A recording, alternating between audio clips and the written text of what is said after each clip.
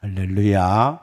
우리 주의 풍성한 은혜와 복이 오늘 또 넘치게 되시기를 축복합니다. 스바냐 3장 16절에 보게 되면은 두려워하고 무서워하는 예루살렘 사람들을 향하여서 두려워하지 말고 내 손을 늘어뜨리지 말라라고 권면하는 말씀을 볼 수가 있습니다. 예루살렘의 당시에 백성들이 두려워하는 마음과 무서운 마음 때문에 그 마음의 담대함을 얻지 못하고 그래서 낙심하고 좌절하는 그러한 마음을 가지고 있는 것을 안타깝게 여기시어서 그래서 주님이 보실 때에 내 손을 축 처진 것처럼 늘어뜨리지 말고 어깨에 좀 힘을 주고 당당하고 힘이 있게 좀 살라라고 권면하시는 말씀입니다.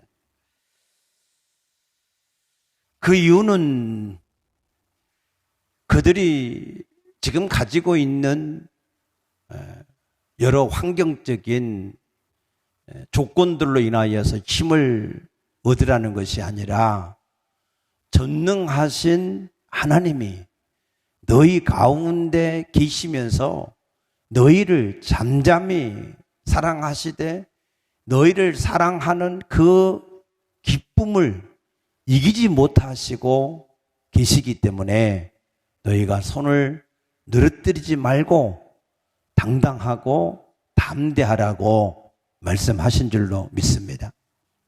하박국 선지자는 하박국서 3장 17절 이하에 보게 되면은 우리에게 포도나무에 열매가 없고 감람나무에 소출이 없고 또 우리의 양이 없고 또 마국간에 송아지가 없다 할지라도 우리는 기뻐하고 즐거워해야 된다 그랬습니다. 왜냐하면 너희 가운데 계신 여호와 그 하나님이 너희의 힘이 되시기 때문에 너희가 그러한 외적인 그러한 모든 것들이 너희에게 아무것도 없다 할지라도 너희가 결코 힘을 잃지 않고 너희가 힘을 내라고 하시는 권면의 말씀인 줄로 믿습니다. 요즘 우리 그리스도인들에게 하나님이 하시는 그러한 권면이다 하는 생각이 듭니다. 요즘 그리스도인들은 너무나 나약한 것 같습니다. 조그만 일에도 시험이 들고 조금만 힘들고 어려워도 사명을 포기하고 너무나 쉽게 낙심하고 좌절하고 뒤로 물러가고 포기해버리는 그러한 신앙의 모습이 아닌가 하는 안타까운 마음이 있습니다. 이사야서 41장 10절에서 하나님은 두려워하지 말라 내가 너와 함께함이라 놀라지 말라 나는 내 하나님이 됨이라 내가 너를 굳세게 하리라 참으로 너를 도와주리라 참으로 나의 의로운 오른손으로 너를 붙들어 주시리라고 약속을 하셨습니다. 오늘 그 말씀이 저와 우리 모두에게 힘이 되어지시기를 축복합니다. 오늘 본문 말씀에서 사도 바울은 25절에 내가 교회의 일꾼이 된 것은 하나님이 너희를 위하여 내게 주신 직분을 따라 하나님의 말씀을 이루려 합니다. 그랬습니다. 내가 하나님의 일꾼이 된 것은 하나님께서 너희에게 이루고자 원하는 그 일을 이루기 위해서 내가 하나님의 일꾼이 되었다 그랬습니다. 하나님이 어떤 일을 이루기를 원하십니까? 28절에 보면은 우리가 그를 전파하여 각 사람을 권하고 모든 지혜로 각 사람을 가르치면 각 사람을 그리스도 안에서 완전한 자로 세우기를 위해서다 그랬습니다. 각 사람, 한 사람도 빠짐이 없이 모든 사람을 그리스도 안에서 완전한 자로 세우기를 원하신다라고 하는 이 말씀입니다. 하나님 앞에서 그리스도 안에서 완전한 자가 되시기를 축복합니다. 완전한 자가 되는 첫 번째는 완전한 구원입니다.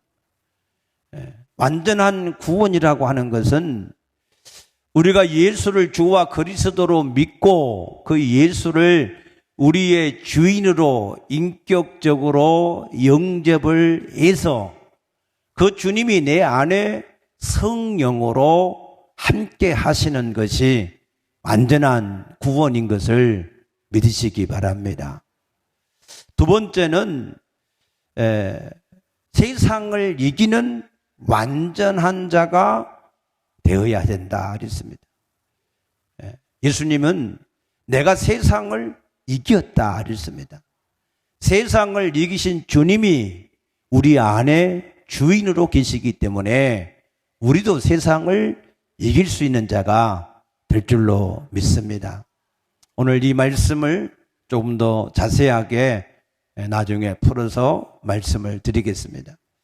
세 번째로 우리는 완전한 목적을 가지고 살아야 됩니다.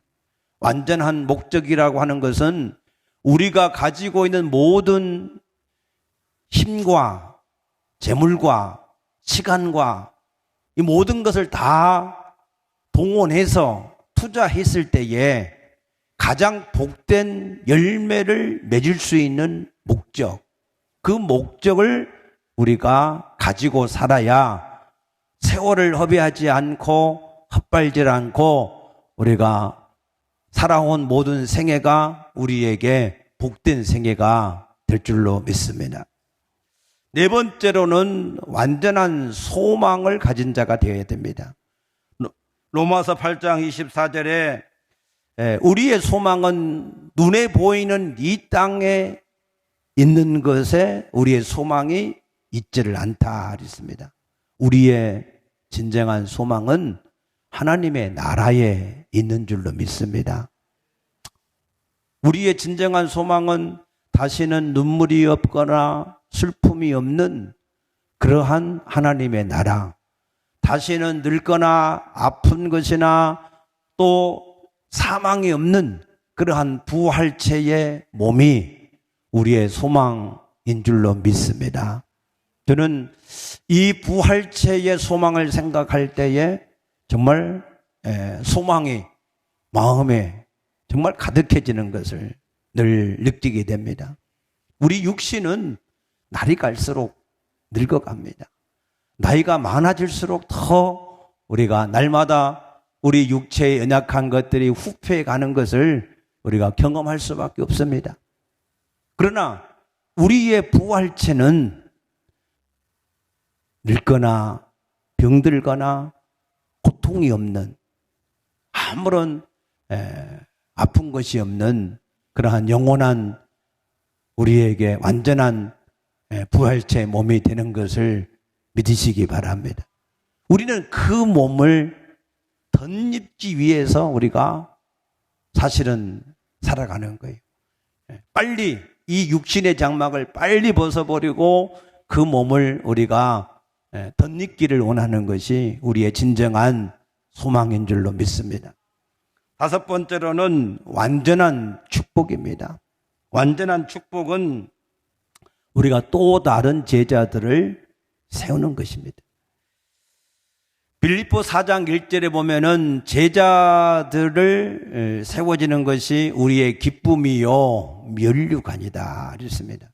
이것은 요한복음 12장 24절의 말씀처럼 한 알의 밀이 땅에 떨어져서 죽으면 많은 열매를 맺듯이 우리가 한 사람의 제자를 세워놓으면 그로 말미암아서 계속해서 많은 열매를 맺기 때문에 우리에게는 다단계는 아니지만 우리가 한 사람의 제자를 땅에 세워놓는 그것이 그를 통해서 계속해서 이어지는 하나님의 나라의 역사가 우리에게 상급이요 면류관이 되기 때문에 우리에게 완전한 축복인 것을 믿으시기 바랍니다. 이 중에서 오늘 저는 두 번째, 우리가 어떻게 해야 세상을 완전하게 이기는 사람이 될 수 있을까 하는 이 주제로 오늘 말씀을 드리려고 합니다. 이 말씀을 우리가 잘 듣고 깨닫게 되어지면 우리가 가지고 있는 모든 문제는 사람 때문에 오는 문제, 물질 때문에 오는 문제, 환경 때문에 오는 문제들이 우리의 발목을 항상 잡는데 이러한 모든 것에서 우리가 자유하게 될 줄로 믿으시기 바랍니다. 고린도전서 10장 11절에 보게 되면은 구약에 일어났던 모든 사건들은 우리를 위해서 하나님이 본보기로 나타내 주신 사건이다 그랬습니다.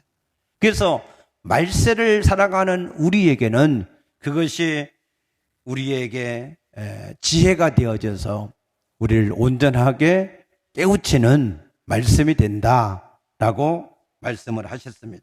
그래서 스데반은 사도행전 7장 38절에서 이스라엘 백성들이 광야에서 있었던 생활을 광야 교회다라고 표현을 했습니다.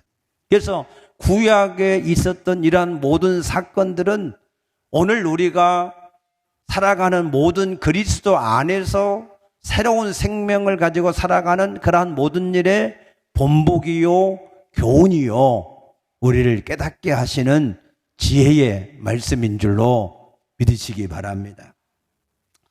왜 하나님은 이스라엘 백성들을 출애굽을 시키고 바로 아브라함과 이삭과 야곱에게 약속하신 말씀대로 젖과 꿀이 흐르고 크고 광대한 그 땅으로 바로 데려가지를 않으셨을까? 왜 굳이 광야를 40년 동안이나 지나게 하셨을까? 라고 하는 질문을 우리가 해봐야 됩니다. 하나님의 능력이 부족해서 그런 것도 아니고 하나님이 얼마든지 원하시면 하실 수 있는 일인데 왜 하나님은 바로 출애굽을 해서 가나안 땅까지 바로 데리고 가시지 않으시고 40년이라고 하는 많은 세월을 광야에서 지나게 하셨을까 하는 것을 우리가 이해를 잘 하셔야 됩니다.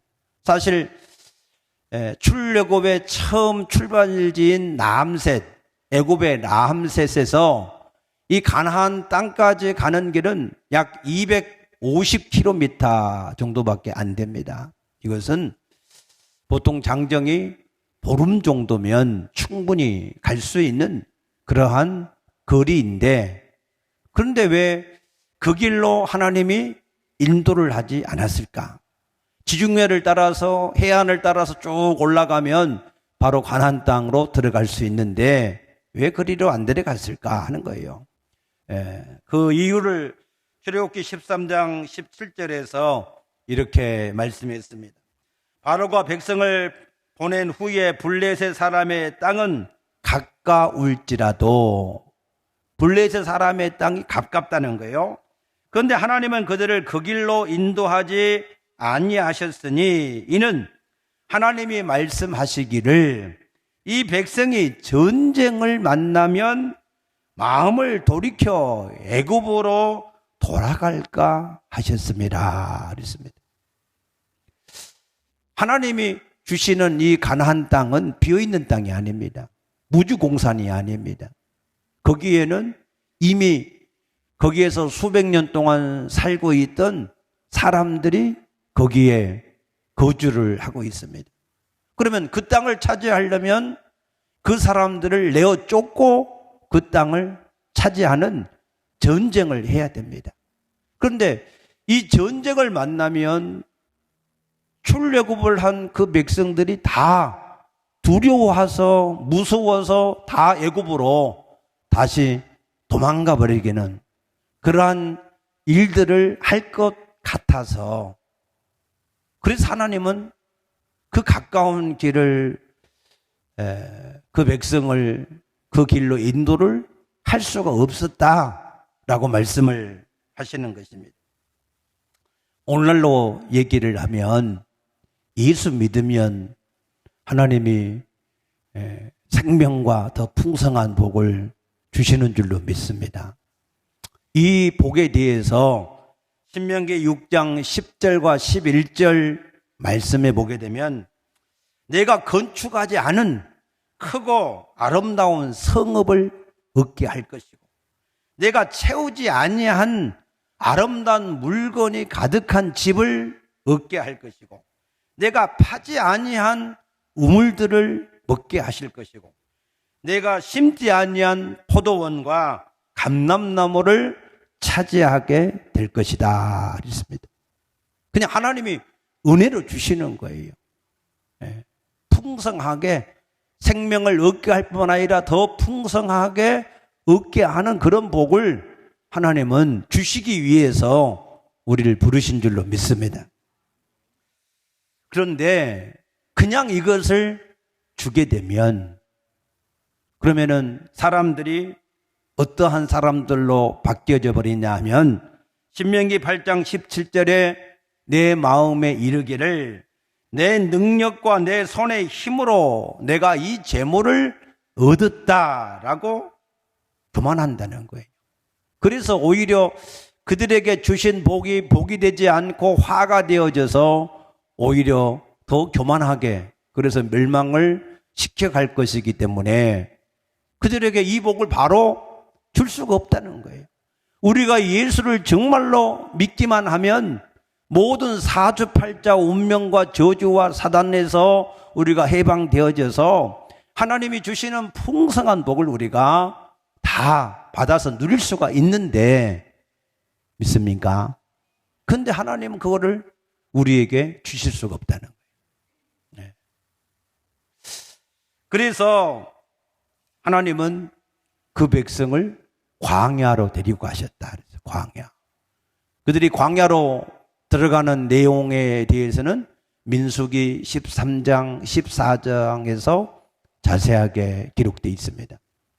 하나님이 이제 가네스 바네아라고 하는 곳에 왔을 때에 저 아모리 족속의 땅을 가서 차지하라 라고 말씀을 하셨습니다. 그러나 그들은 그 하나님의 말씀대로 그 땅을 가서 차지하려고 하지 않고 오히려 꾀를 내서 우리가 정탐꾼을 미리 한번 보내보고 그래서 과연 그 땅에 우리가 올라가서 차지할 수 있는지 없는지를 먼저 이것을 한번 알아보게 하자. 그래서 하나님 그것까지 허락하셨어요. 그래서 12명이 가서 40일 동안을 그 땅을 탐지를 했습니다. 그리고 돌아와서 그 중에 10명이 먼저 보고를 하기를 그 땅은 과연 하나님이 말씀하신 대로 젖과 꿀이 흐르는 땅이 맞다. 그런데 그곳에는 강한 안악자손 같은 그러한 장대한 사람들이 많이 있고 또 그들의 성읍은 크고 튼튼하고 우리는 거기에 비해서 메뚜기 같은 그런 사람들이기 때문에 우리는 올라가면 다 그들의 밥이 되어서 죽을 수밖에 없을 것이다 라고 하는 보고를 했습니다. 그 말을 들은 나머지 모든 백성들도 다 원망하고 불평하고 애굽에 매장지가 없어서 여기까지 데리고 와서 죽이려고 하느냐 하고 난리를 쳤습니다. 그래서 하나님은 그들을 바로 가나안 땅으로 들여보내지를 못하고 또 다시 광야로 또 데리고 가셨다 그랬습니다. 그러면은 광야에 가서 하나님이 훈련시키고자 했던 그 훈련이 무엇일까 하는 것입니다. 그것은 신명기 8장 3절에 이렇게 기록되어 있습니다. 사람이 떡으로만 사는 것이 아니라 하나님의 입에서 나오는 모든 말씀으로 사는 것을 알게 하려 합니다. 그랬습니다. 떡으로만 사는 것이 무엇입니까? 내가 지금 가지고 있는 내 육체적인 힘, 시간, 재능, 물질, 자기가 할 수 있는 육체적인 모든 것을 말하는 것입니다. 근데 사람이 그거 가지고는 살 수가 없습니다. 광야라고 하는 곳을 만났을 때 그런 것들은 무용지물이었습니다. 아무것도 아니었습니다. 광야에서 농사를 지을 수 있습니까? 돈이 있다고 빵을 살 수 있습니까? 아니면은 힘써서 샘을 판다고 물이 나오겠습니까? 그러니까 그러한 육체적으로 자신들이 가지고 있는 그 모든 것을 다 동원을 해도 안 되는 것이 있다는 거예요. 우리가 세상을 살아갈 때 우리가 가지고 있는 것을 가지고 감당할 수 있는 일들도 있습니다. 내가 현재 가지고 있는 그런 것들을 가지고 우리가 얼마든지 해결을 할 수 있는 그런 일들도 많이 있습니다. 그러나 우리가 가지고 있는 그 어떤 것을 가지고 다 동원을 해도 우리가 감당할 수 없는, 해결할 수 없는 그런 일들도 우리가 수없이 많이 우리가 경험을 하고 있습니다. 그럴 때에 사람들이 다 포기하고 두려워하고 뒤로 물러가고 그냥 무너져버리는 그런 사람들이 많이 있습니다.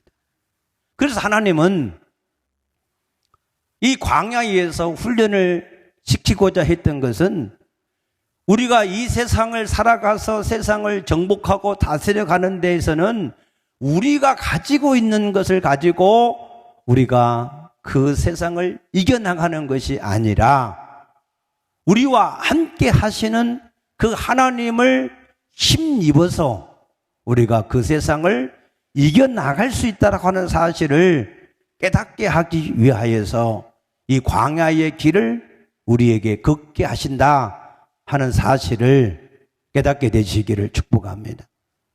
그래서 오늘날 우리에게 우리가 가지고 있는 그러한 것을 가지고 감당할 수 없는 그런 일들을 하나님께서 겪게 하시는 것은 이 세상의 모든 일을 우리가 가지고 있는 것을 가지고 이기는 자가 아니라 우리와 함께한 그 하나님을 힘입어서 우리가 세상을 이길 수 있음을 우리에게 깨닫게 하기 위해서 우리를 연단하고 훈련시켜 가시는 것을 믿으시기 바랍니다.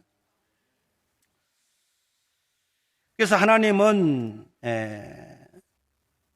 이 광야를 통하여서 이 사실을 우리에게 깨닫게 하셔야, 그래야 우리가 가나안 땅에 들어가서도 우상을 섬기지 않고 그 풍성한 것을 우리가 얻었어도 교만하지 않고 또다시 우리가 죄악 가운데 빠지지 않고 그 하나님의 말씀대로 우리가 살아갈 수 있기 때문에 그와 같은 훈련을 우리에게 하시는 줄로 믿습니다.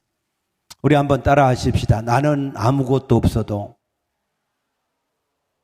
주님 안에는 다 있습니다. 나는 아무것을 할 수 없어도 주님은 다 하실 수 있습니다. 믿습니까? 우리가 이것이 깨달아져야만, 그래야 우리가 구원받은 사람의 삶의 열매를 맺어갈 수가 있습니다. 예수를 믿고도 아무리 오랜 시간이 지났다 할지라도 이것이 깨달아지지 않으면 하나님이 원하시는 것은 우리가 가지고 있는 것을 가지고 세상을 이기며 살라라고 말씀을 하시는 것이 아니라 이제는 나와 함께 하신 그 하나님을 힘입어서 세상을 이겨나가라고 하나님께서 우리를 부르셨고 우리에게 복을 주신 줄로 믿습니다. 사무엘상 17장에 보게 되면 이것이 깨달아지지 않았던 사울왕과 그의 군사들은 골리앗이라고 하는 대적을 만났을 때 다 뒤로 물러가 버렸습니다. 숨어 버렸습니다. 두려움에 떨었습니다. 그러나 그것을 알았던 자기 자신이 아닌 자기와 함께한 하나님을 힘입어서 사는 것을 깨달았던 다윗은 그 골리앗을 향하여서 나갈 때 여유 있게 나갔어요. 갑옷도 필요 없고 칼도 필요 없고 평상시 잘하는 물맷돌 그 한 가지만 가지고 담대하게 그 골리앗을 향하여 나가서 승리한 줄로 믿으시기 바랍니다. 이것이 깨달아지는 그 시점이 우리에게 되어져야 더 이상 자기 자신을 바라보지 않고 자기와 함께한 그 하나님을 힘입어서 살아가는 그러한 신앙이 될 수가 있습니다. 오늘 이것을 깊게 여러분들이 다시 한번 깨닫게 되는 축복이 있으시기를 축복합니다. 하나님은 아브라함에게도 계속 말씀합니다. 아브라함아, 내가 너의 방패고 내가 너의 지극히 큰 상급이다. 걱정할 거 없다. 네가 나이가 든다고 걱정할 거 없다. 나는 전능한 여호와다. 그러니 내가 두려워할 것이 없다. 계속해서 아브라함에게 말씀하시는 겁니다. 아브라함이 나이 100세 때에 이삭을 낳고 나서 그때 깨달았어요. 하나님은 나와 아무런 상관이 없이 하나님이 원하시면 무엇이든지 하실 수가 있으시구나. 믿습니까? 그럴 때에 아브라함은 이삭을 번제로 드릴 수가 있었습니다. 모세도 이 사실이 깨달아지기 전에는 하나님이 모세에게 애굽 바로에게 가서 내 백성 이스라엘을 인도해 내라 말씀하셨을 때에 모세는 이렇게 얘기합니다. 내가 누군데 바로한테 가며 나는 이게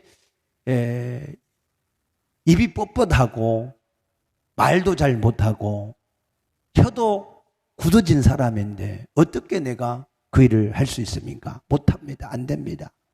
보낼 만한 자를 보내시옵소서. 그렇게 얘기를 했는데 억지로 하나님이 안 가면 죽이신다고 하니까 억지로 그냥 가서 하다 보니까 하나님의 10가지 막 재앙들을 통해서 일을 해 가시는데 보니까 자기는 아무것도 아니야. 하나님이 모든 걸 하시는구나. 믿습니까? 그래서 출애굽기 14장 14절에서 홍해 앞에서 모든 백성들이 두려워 떨 때 너희는 오늘날 여호와께서 너희를 위하여 싸우시리니 너희는 가만히 있을지니라 라고 담대하게 말할 수가 있었습니다. 이것이 우리에게 진실로 깨달아졌을 때 그 사람이 구원받은 축복을 누릴 수가 있습니다. 구원받은 것을 정말로 기뻐할 수가 있습니다.